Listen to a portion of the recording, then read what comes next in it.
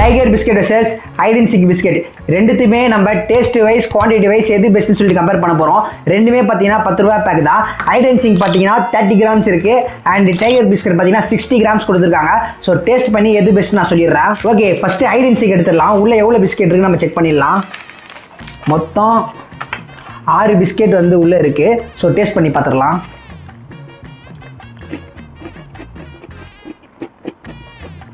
ரொம்ப நாள் கழிச்சு ஹைட் அண்ட் சீக் சாப்பிட்றேன். ஸோ நிறைய நாஸ்டாலஜிக் மெமரிலாம் வந்துட்டு போகுது. ஓகே, இப்போ டைகர் பிஸ்கெட் சாப்பிட்டு பார்த்துடலாம். டைகர் பிஸ்கெட்டில் பார்த்தீங்கன்னா மொத்தம் 15 பீசஸ் இருக்குது. ஓகே, டேஸ்ட் எப்படி இருக்குன்னு பார்த்துடலாம்.